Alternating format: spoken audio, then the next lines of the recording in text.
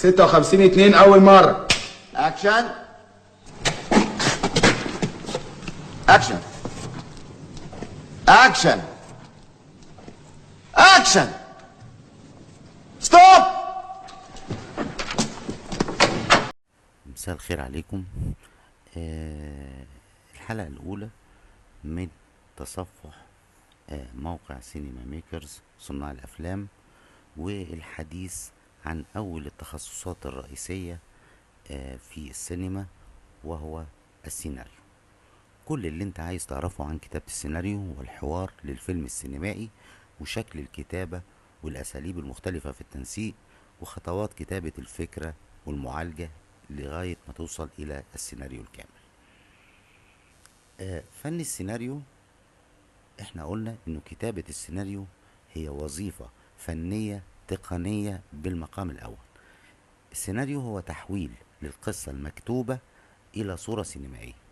عشان كده طلبة السيناريو في معهد السينما بتدرس كل المواد السينمائية، زي الإخراج السينمائي، تصوير، حركة الكاميرا، الزوايا، الإضاءة، ميزانسين الحركة، بالإضافة طبعا إلى أسس التشويق والإثارة السينمائية. طيب، مين هو الشخص اللي احنا نقدر نقول عليه سيناريست؟ السؤال ده بيشغل بال ناس كتيرة، وفي على فكرة ناس كتيرة جاوبت عليه، وللأسف معظمهم مش عارف أساسا مين هو السيناريست، لأنه معظم اللي بيتصدى الإجابة على السؤال ده غالبا ما بيكونش له صلة بالمجال السينمائي. السينما المصرية هي اللي خلقت المفهوم الخاطئ عند الناس في موضوع السيناريست، لما أظهروا كتاب السيناريو في صورة أدباء أو مؤلفين.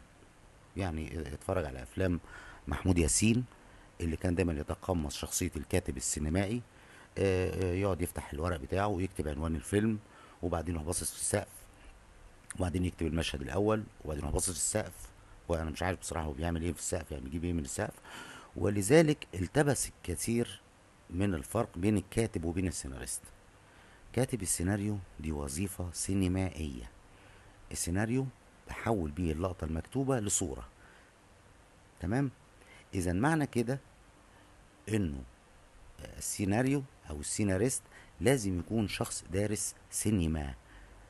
أما اللي بيدعي إنه سيناريست لازم يكون قارئ للأدب العالمي وعنده ثقافة أدبية، هو الشرط ده المفروض ان هو يكون موجود، مش موجود في السيناريست بس، المفروض انه يكون هذا الشرط موجود في كل واحد بيشتغل في صناعة السينما، انه لازم يكون قارئ ولازم يكون مثقف ولازم يكون فاهم. لكن مش مسألة ان هو ده شرط من شروط التوافر في كاتب السيناريو تحديدا. السيناريست مش لازم يكون مؤلف ومش لازم يكون أديب. كتاب سيناريو كتير ما كتبوش قصص خاصة طول حياتهم المهنية، لكنهم كان عندهم قدرة قوية جدا وفائقة على تحويل اللي مكتوب إلى صورة. زي مثلا يوسف شاهين اللي كتب السيناريوهات لمعظم أفلامه وحازت على جوائز عالمية وبتاع، لكنه ما كانش لا مؤلف ولا أديب.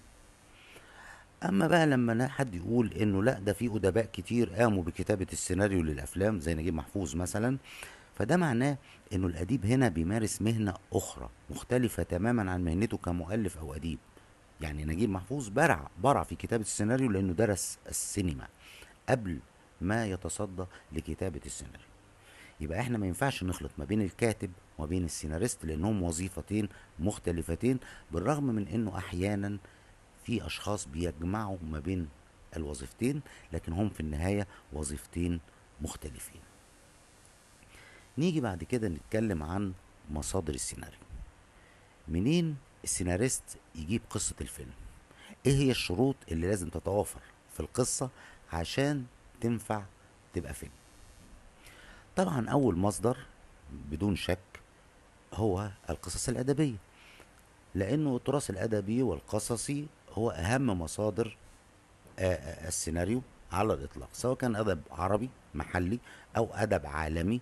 وده يعني زي ما بيقولوا كده من المصادر شديدة الغزارة والاستمرارية بالنسبة للسيناريست. ممكن السيناريست يعتمد على هذا المصدر في انه يجيب سيناريو فيلم. لكن لان السينما بتعتمد في المقام الاول على الصورة، فمش كل عمل ادبي يصلح للتحويل الى فيلم سينمائي. يبقى اذا هنا في شروط اختيار للعمل الادبي.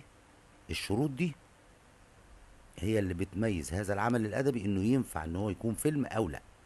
زي ما قلنا لان السينما بتعتمد على ايه؟ على الصورة والحركة. وهي هنا بتختلف عن العمل الادبي. العمل الادبي ما بيكتفيش بالصورة. العمل الادبي بيحتوي على احاسيس، على مشاعر داخلية للانسان، مما قد يصعب المهمة جدا على السيناريست انه يظهر هذه المشاعر على الشاشة.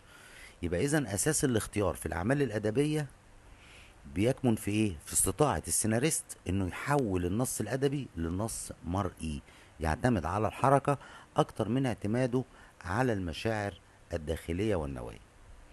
هنا بقى نتساءل، طب ايه حدود السيناريست في التغيير والتبديل في العمل الادبي؟ خلي بالك، السيناريست يقدر يبدل ويغير في العمل الادبي بالشكل اللي يراه مناسب، بشرط عدم الخروج عن الاطار العام للقصة. بمعنى انه الاسماء، الاماكن، الازمنة، الشخوص، دي متغيرات يسمح للسيناريست بالتحكم فيها عشان تخدم غرضه في الوصول للهدف اللي هو بيسعى اليه لايصاله للمشاهد. اما طبعا الاعمال الاجنبية بتبقى عايزة مجهود اكبر في التمصير. اولا التمصير مش مجرد تغيير الاسماء والاماكن، وانما التغيير والتعديل في العادات والسلوكيات اللي هي مختلفة بالقطع عن عاداتنا وسلوكياتنا العربية والمصرية. وطبعا الامثلة عندنا زي لا انام، وهي قصة احسان عبد القدوس، ثم تم تحويلها بعد كده الى فيلم. ايضا الكيت كات، مالك الحزين، ابراهيم اصلان، والفيلم كان من اخراج داود عبد السيد. الفيل الازرق، احمد مراد، وتم تحويله واخرجه مروان حامد. وبين القصرين طبعا برضو نجيب محفوظ، وكتب السيناريو على فكرة نجيب محفوظ برضو، لكن هنا هو قام بالوظيفتين. واخرجه حسن الامام. ونكمل في الحلقة اللي جاية.